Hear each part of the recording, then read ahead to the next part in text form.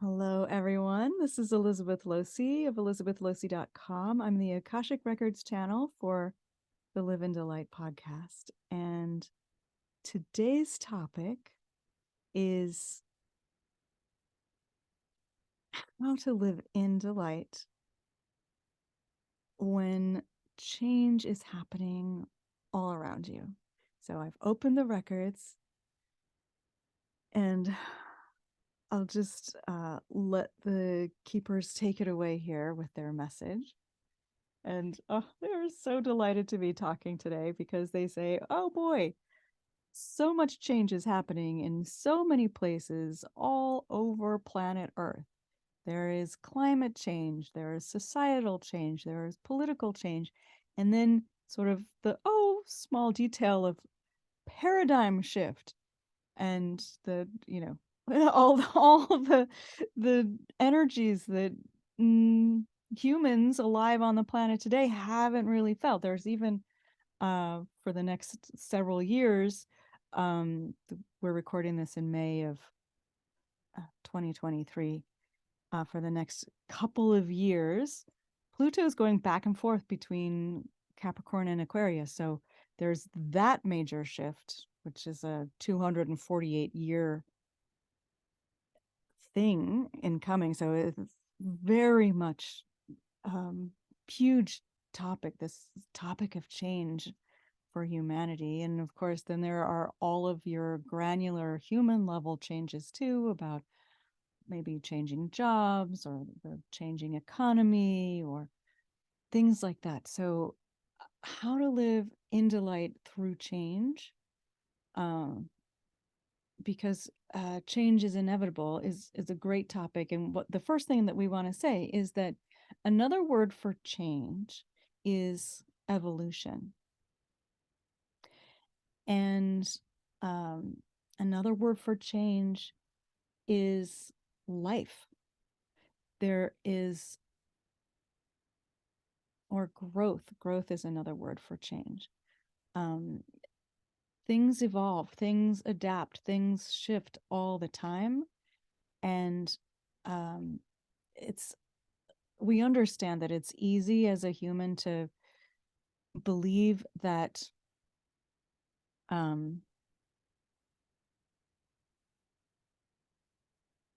things are static and steady and non-changing, but that's sort of an illusion that is comfortable.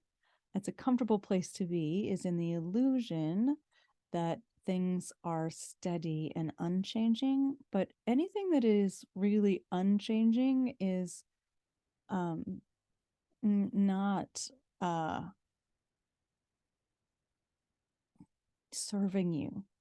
For example, if you're wanting to eat, let's say, and if you're vegetarian, and you are a farmer and wanting to grow crops, if those crops didn't change, they wouldn't grow, right? They would stay seeds under the earth and never emerge as sprouts or, bear fruit or the vegetables, etc., or the grains.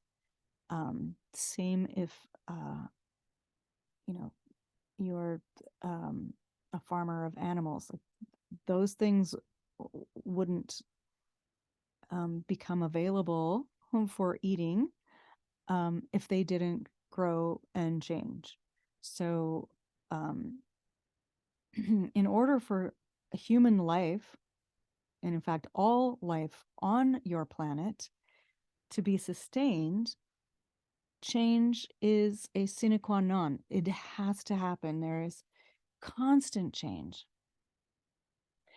And, but there is a sense of steadiness through change, which is important to have. And of course, Elizabeth, one of the things she delights in most is talking about crystals. So she pulled stones, always randomly, of course, and they have perfect messages for these short recordings.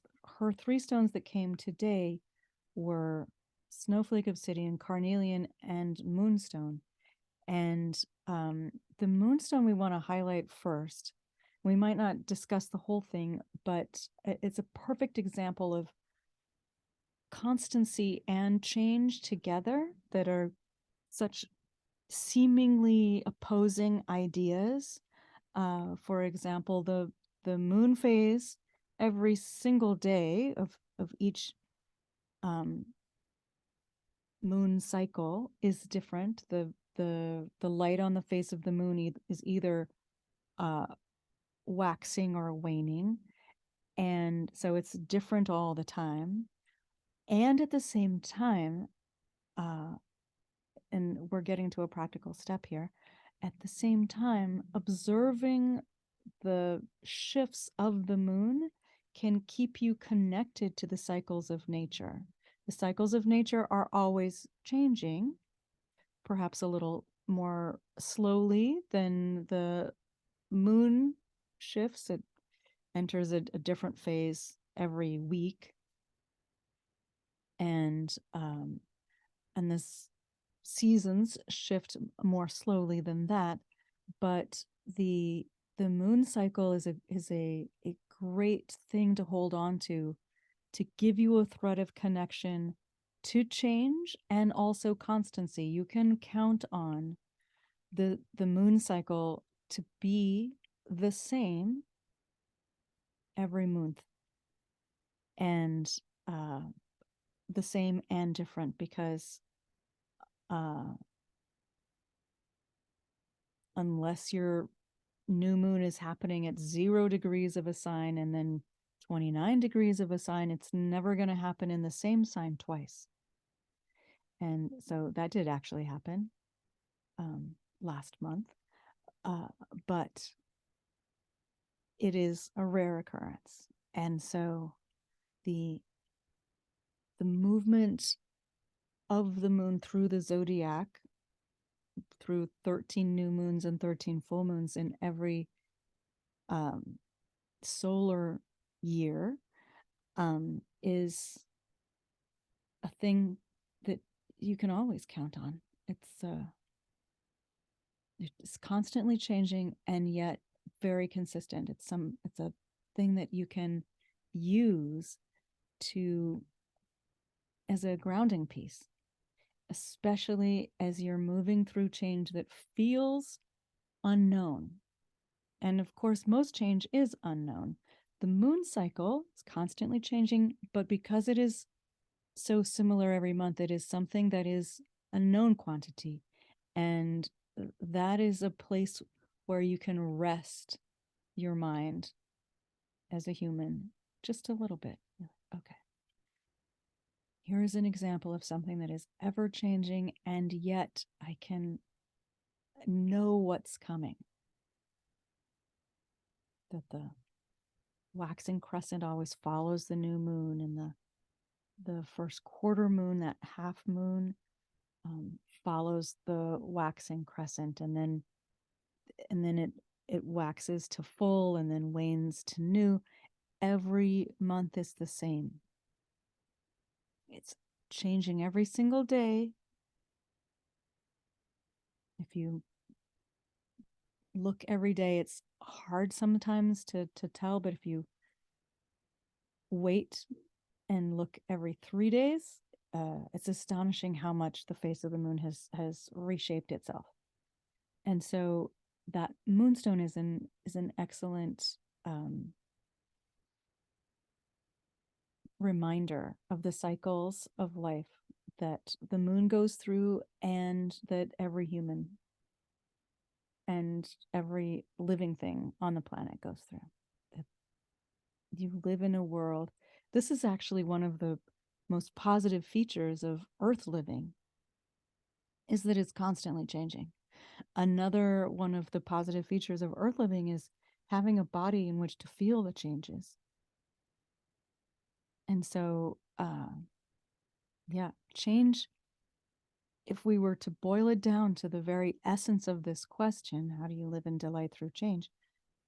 We would say life on planet Earth, you are here because of change. This is what, as a soul, you've wanted to experience.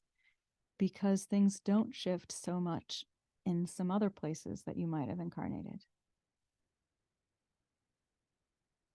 And so the earth vacation that you're on from the less changeable experiences that you might have had in between, this is the adventure. This is what you signed up for. Change. It's like riding the rapids on a whitewater raft. That level of excitement is why souls choose to incarnate on Earth, because it's changing and it teaches you things. It's such a rich experience, and that's why you're here. And at the same time, change, we understand this change can feel difficult. Even so-called good changes can, because they bring disruption, they can feel uncomfortable in the moment. But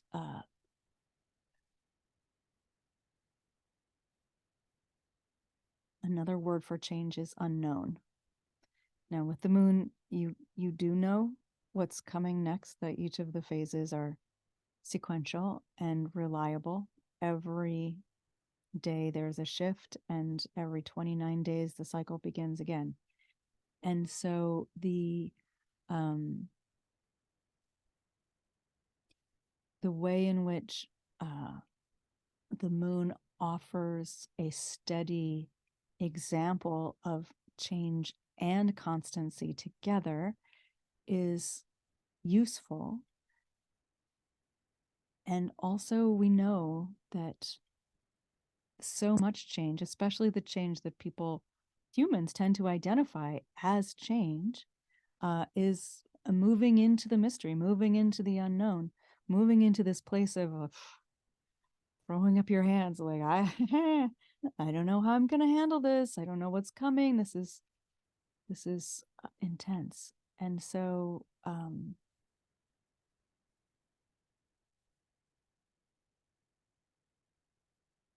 learning to handle change is more and more essential as part of being human right now. Life on planet Earth, the pace of change and the intensity of the change and the scope of the change itself is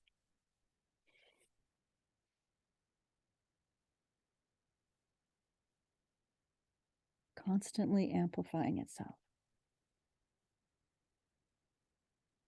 And we can hear you asking the questions. Yeah, but we've been through so much change already. How will we handle more? And our response to that is, see, your adaptability as a human proves that you can handle it.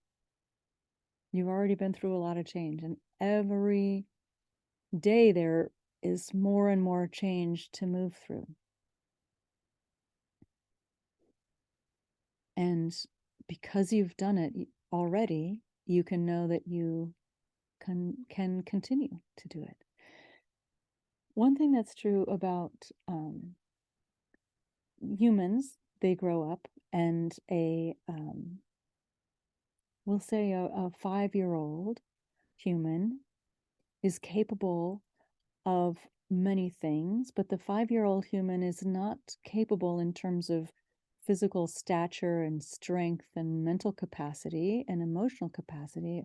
A 5-year-old is not capable of doing the things that a 15-year-old would be capable of doing, nor the things a 25-year-old could be capable of doing, nor even a 50-year-old would be capable of doing. And so, lucky for you, humans, you are generally not asked as a 5-year-old to hold down a position of leadership, for example, in a corporation. That would be reserved for, say, the 50-year-old, someone who's had more experience. Now, there's an argument to be made for the freshness of the ideas a 5-year-old might bring. And a 5-year-old is certainly more connected to her or his sense of delight than a 50-year-old in general. And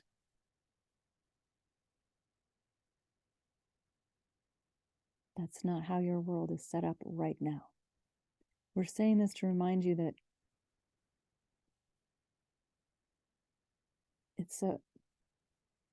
most change is progressive, and the world that you incarnated into is changing more and more rapidly all the time. Climate change is moving really quickly. There are lots of things that are happening very, very quickly. And so it is incumbent upon you to recognize that your facility with adapting to change, to rolling with the shifts, is part of what will allow the rest of this lifetime for every one of you to be more delightful. So let's see if there's a question.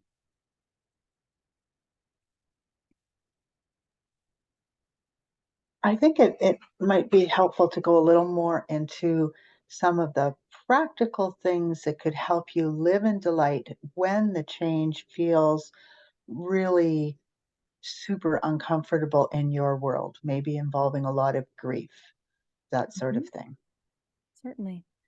So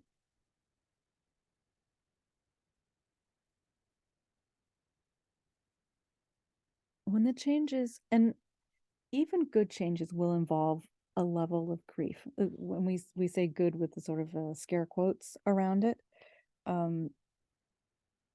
things that are changes that you were hoping for and looking forward to.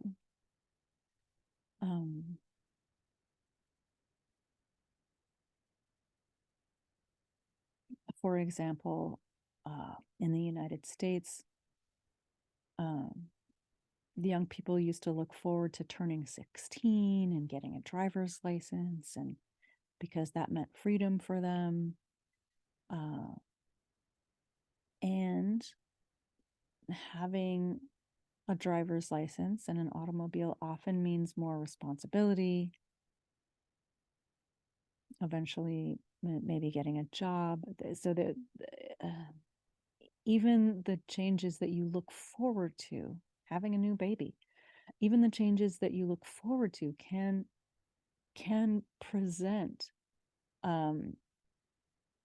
moments of extreme emotion and even grief and fear and anger and shame. All of these emotions are part of the human experience, and therefore not to be judged or dismissed. But some practical tools, and we'll go back to our crystals. Elizabeth was thinking she would reserve the crystals for next time, but they're actually quite useful in terms of explaining how this works. So moonstone we've already addressed. That was the smallest of the 3 stones. The other 2 stones were larger, much larger, and about the same size. So one of them was snowflake obsidian. It's a black stone that has crystallized so that it looks like it has snowflakes on the surface. It is a volcanic glass. All obsidians are highly protective. Snowflake obsidian has the additional feature of bringing hidden truths to the surface, revealing things that have been sort of kept in the shadows, and therefore all by itself really exemplifies this idea of change. Like, whoa, here's a surprise that might not be very comfortable. Haha. And the energy of snowflake obsidian also, because it's protective and because it sort of vacuums up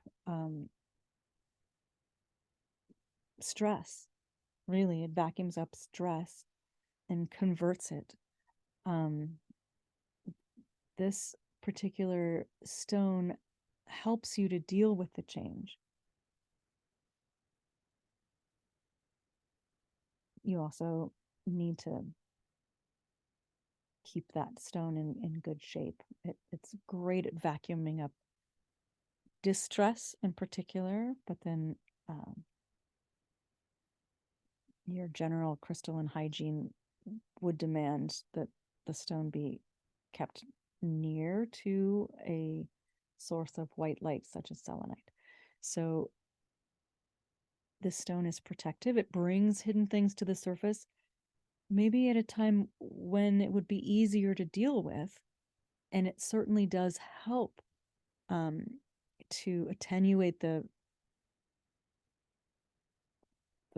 whack of emotions, of the kind of shock that certain things can bring with them, certain big changes, certain revelations. Those shocks can be attenuated by the energy of the crystal itself. And then the other stone is carnelian, and carnelian is a beautiful orange stone. It's a form of quartz, and it's a chalcedony, which is a form of quartz. And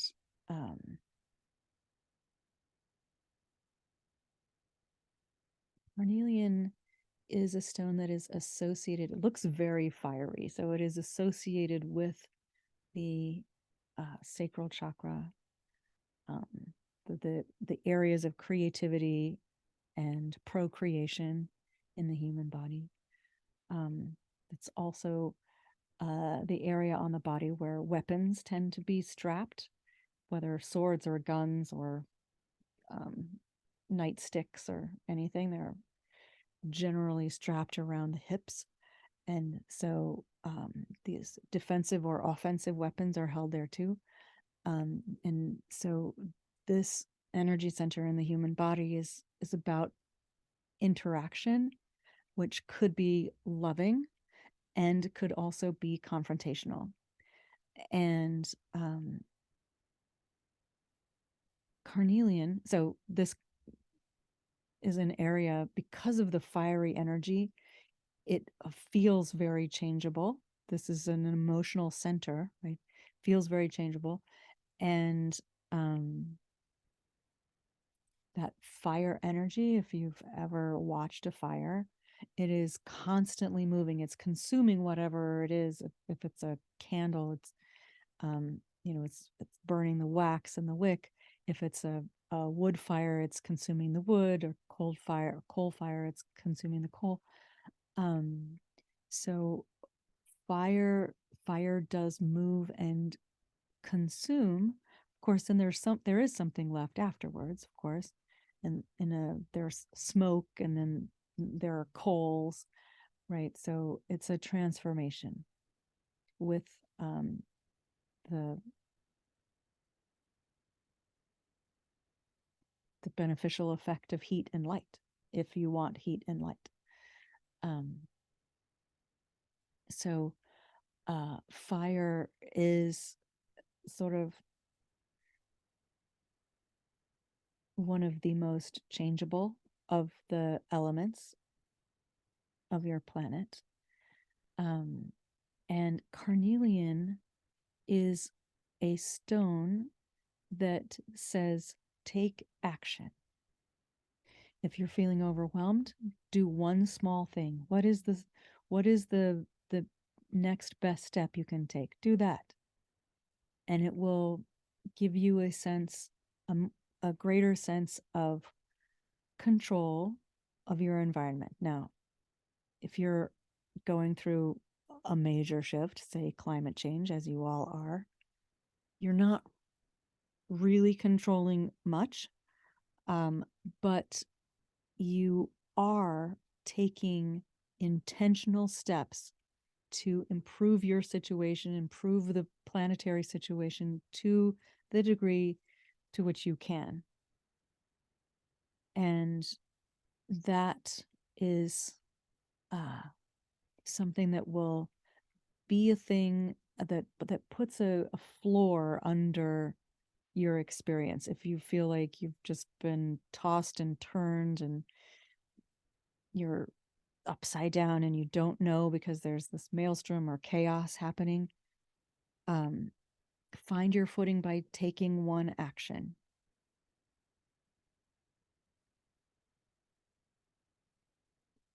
And then the next action, and then the next action after that. And the next action after that might be sleeping because you're tired from taking action, which is also fine. That's an action. Putting yourself to bed or allowing yourself to take needed rest is absolutely an action. So connect to nature, the cycles of nature, the seasons, but really the moon cycle is very available to pretty much every human, unless you're locked inside a cave or a building and you can't see out. That moon is available all the time, at least a number of hours for every one of your days. And so if you connect with the moon on a daily basis, that can remind you that there is constancy available through change in the cycle.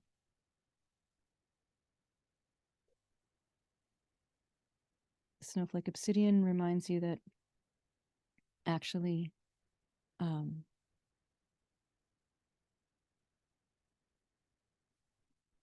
you can ask for help. And in this case, the help would be from the crystal to help you see the things that were hidden before and to help you move through the emotional impact of the revelation. And then Carnelian says, yeah, things are going to change a lot, including your emotional landscape. And taking one small action and then another small action and another small action will actually help you to feel like you have a solid floor under you. And it will actually take you in the direction that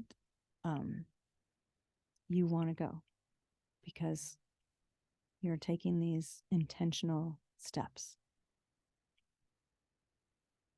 And so these are the practical tips that we're offering. And you specifically asked, what if it brings up a lot of grief? So going back to carnelian, actually going back to all the stones. So this is a very interesting collection of stones. Carnelian is primarily associated with the single chakra of the sacral. But snowflake obsidian kind of arcs across your chakra system from the base or root chakra all the way up to the crown chakra because it's black with white. And then moonstone actually is a crystal, a gemstone, which activates all of the chakras from earth star through soul stars.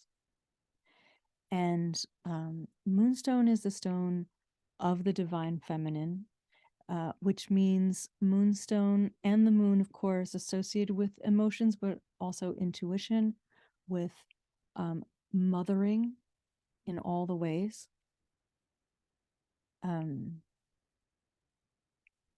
Carnelian is a stone that governs the womb and the creativity that occurs there. But moonstone is a stone that can say, you know what? I may not look like much, but I'm powerful enough to move oceans. And you're made of water too. Take a bath, cry your eyes out if you need to. Nurture yourself.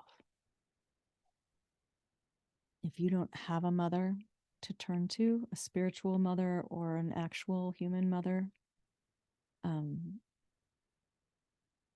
by spiritual mother, we can mean mentor, or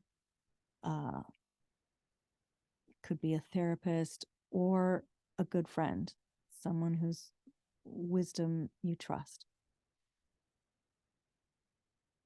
It might be a family member. So look to the energy of the divine feminine, which connects all human hearts.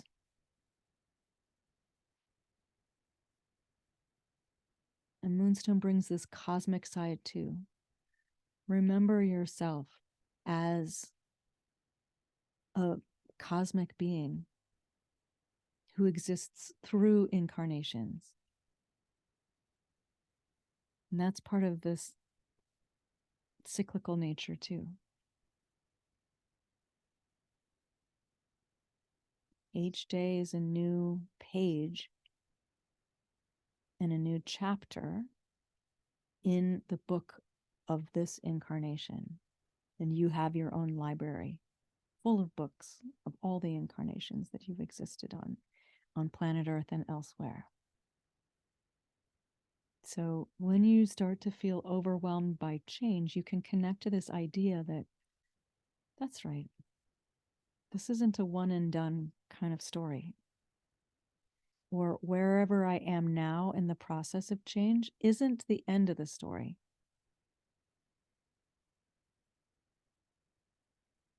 And ultimately, everything will be okay in the end. If it doesn't feel okay, it's not the end.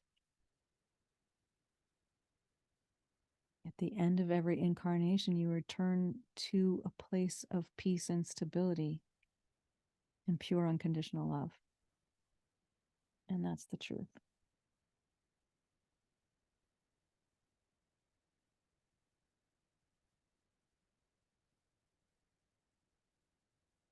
So that is also an element of constancy through change. Your soul has existed through many incarnations and will, except under certain circumstances, people who have reached the end of their incarnation cycle, you will continue to incarnate either on planet Earth or somewhere else. Until on the soul level you realize, okay, I'm ready for something new. Like the incarnation experience, I've milked it for all it's worth, and I now feel complete. But know that change, even extreme change, is why you're here. Everyone listening to this recording came to planet Earth right now for a reason. You wanted to be part of the change. You wanted to witness it. You wanted to participate in it. You're here for a reason. Not only that, you had to do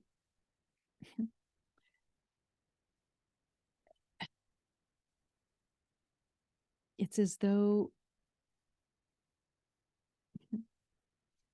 you waited a long time to come right now. And so you're here for a reason. You're here at this time for a reason. Trust that even if you don't know what it is, just keep taking those small steps, every step you can take to get there. One of the great things about being alive in a human body is having a memory of this incarnation and not others, and being able to track through time, which doesn't exist everywhere, of course, to track through time the changes. That's one of the reasons time exists, is to be able to track change. It's a wonderful thing, really, change. And we invite you to be in the wonder and appreciation of it whenever you can. And we understand also that it's not, if you're in the throes of grief or fear, it's not always available, but when you can remember to be in that wonderment. So it's time now to say goodbye. Take a minute to call your spirit back. And Elizabeth will close these records now by saying so much gratitude. Love for life and all it holds. We step into the world with love and joy. Amen. These records are closed. I remind you to drink water, get grounded, eat some grounding foods, do all of your techniques, and to come back. Until next time, please do live in delight. Again, I'm Elizabeth Losi, and if you'd like me to channel your Akashic records, it would be my delight to do so. Own your magic and live in delight until next time.